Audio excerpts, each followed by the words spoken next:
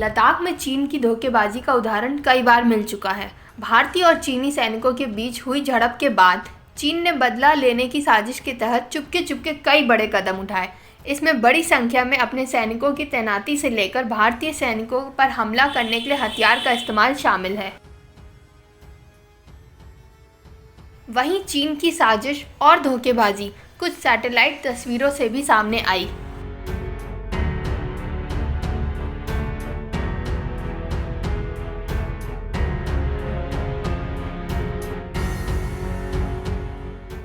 जिसमें चीन उत्तर पूर्वी लद्दाख में गलवान नदी के बहाव को प्रभावित करने का प्रयास कर रहा है। कहा जा रहा है कि चीन ने गलवान नदी के बहाव को रोकने के लिए बुलडोजर लगवाए,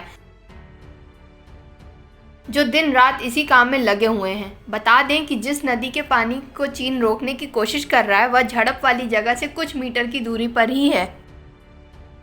चीन की नापाक हरकतों वाली इन सैटेलाइट तस्वीरों को प्लैनेट लैब ने जारी किया है। बुलडोजर का इस्तेमाल नदी के बहाव को प्रभावित करने के लिए हो रहा है। फोटो में देखा जा सकता है कि कैसे गलवान नदी के किनारे और एलएसी के 5 किलोमीटर से अधिक के दायरे में कई चीनी ट्रक और बुलडोजर खड़े हैं।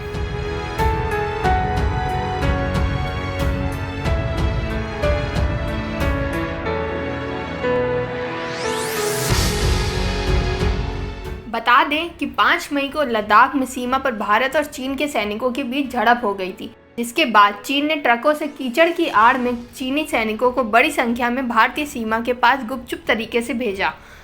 भारतीय सेना को जब इस बात की जानकारी हुई कि चीन ने सैनिकों की तैनाती बढ़ा दी है और वे भारतीय सीमा के काफ़ी करीब हैं, तो आर्मी भी एक्टिव हो गई। हालांकि एक कमांडर स्तर की बैठक के बाद चीनी सैनिक कुछ पीछे हट गए थे।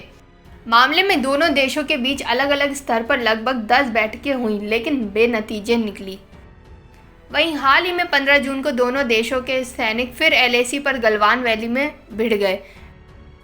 झड़प के बीच एक भी गोली नहीं चली, लेकिन रॉड, नुकीले डंडों और पत्थरों का इस्तेमाल किया गया। दोनों तरफ के सैनिकों के बीच हुई झड़प में भारत के 20 जवान शहीद हो गए। उसके बाद से मामला बढ़ता चला गया।